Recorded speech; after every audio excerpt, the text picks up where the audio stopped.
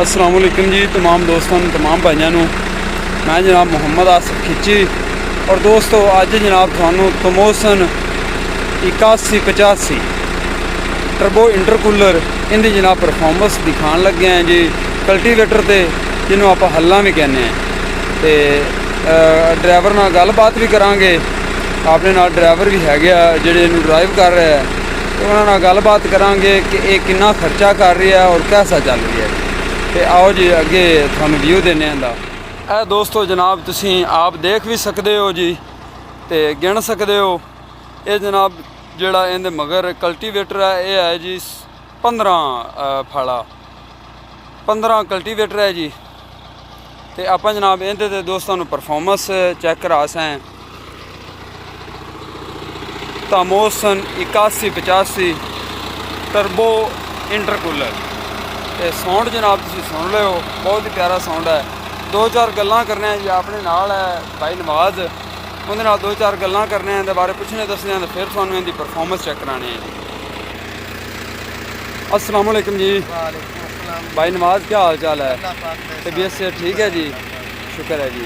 भाई नवाज इनू माशाअल्लाह अज तुसीं कल्टीवेटर ते चला रहे जी तमोसन नूं ते ये अपना किन्ने फाड़ा है जी?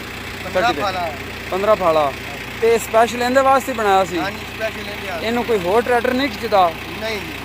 अच्छा तो ये इनू कैसा खिंचदा है? ठीक हो गया। अच्छा भाई नवाज इस तो पहले 85 या कोई होर ट्रैक्टर भी इस्तेमाल किया जे? हाँ जी और भी है जी सही रखा है कोई 9 साल जी। ठीक हो गया। उस तो बाद 75 ई रखा है जी। ठीक हो गया जी। उस तो बाद 97 रूसी रखा है जी 5 मॉडल रूसी रखा है जी। ठीक हो गया जी। 12 मॉडल रूसी रखा है। अच्छा तो थानू इन्हां सारियां विचों ड्राइव किंदी अच्छी लगी है किहड़ा ट्रैक्टर अच्छा लगा है? ये टोमोसन का ट्रैक्टर भी बहुत ही अच्छा लगता है ऑटो सिस्टम बहुत। अच्छा ठीक हो गया। तो ये कल्टीवेटर ते पर एकड़ ते खर्चा कितना कर रही है तो टाइम कितना लगांदा है किले ते? जी 1 घंटे ना जी जी 5 तो 6 एकड़ करता है जी। ठीक हो गया। ते 8 लीटर डीजल 8 लीटर एक किले दे? नहीं जी और 1 घंटे 1 घंटे में 8 हाँ लीटर जी 1 घंटे ते 1 किला कितनी देर जवा देंदा है? ये तकरीबन 10-11 मिनट है। 10-11 मिनटां 1 किला तैयार किला तैयार यानी कि एक दफ़ा वाहदा है अपने 11 मिनटां में। 11 मिनट है। Very good. तो इस बाद हल्ला वावा डूंगियां फुल हाँ जी फुल बेहतरीन जी चलो आप दोस्तों जी परफॉर्मेंस चेक करा चलाओ जी। हाँ जी भाई नवाज अपन जनाब दोस्तों परफॉर्मेंस चेक कराने लगे जी तमोसन की।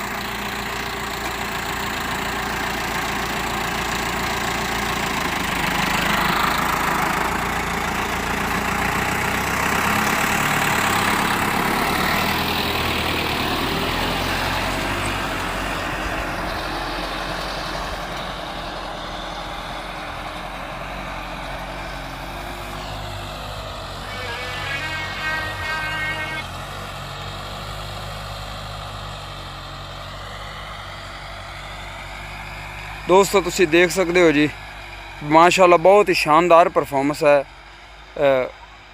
तमोसन ट्रैक्टर दी जी।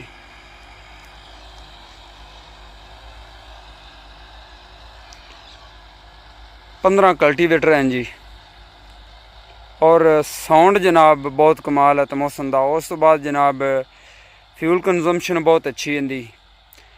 अगर दोस्तों देखा जाए ना तो ये जनाब ट्रैक्टर महंगा तो है लेकिन इनके जोड़े फीचर हैं या इनकी फ्यूल कंजम्पशन ये वो इन्होंने चीज़ा सारिया मिला के अगर देखा जाए तो ट्रैक्टर बहुत सस्ता है दूजे ट्रैक्टर नालों सस्ता है।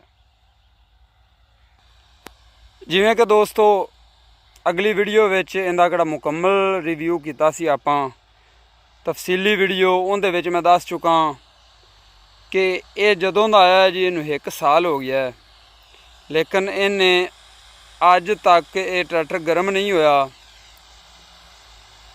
और इन्हें पानी भी नहीं घटाया पानी भी इहदे विच नहीं पावना पिया। कूलैंट की मिकदार भी ओही खड़ी है जिहड़ी शुरू तो हैगी सी और ट्रैक्टर का तुसी टोरा देख सकते हो और इहदे 4 व्हील ड्राइव दे विच अगले टायर तुसी देख सकते हो अच्छा खासा जोर लगाते आते हैं ਕੋਈ ਇਹ ਲੋਡ ਨਹੀਂ ਮਨਾ ਰਹੀ ਹੈਗਾ। ਬਹੁਤ ਪਿਆਰੀ ਗੱਡੀ।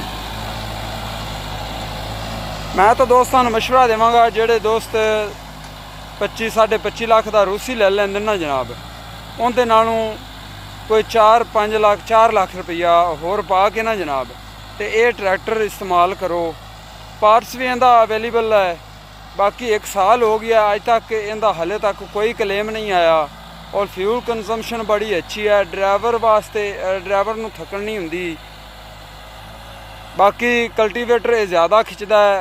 तवे जिहड़े है डिस्कां गोबल वो ज़्यादा खिंचदा है। 4 स्पीडां ने इहदे विच। ट्रांसमिशन जिहड़ी है वो 4 स्पीड है ट्रांसमिशन।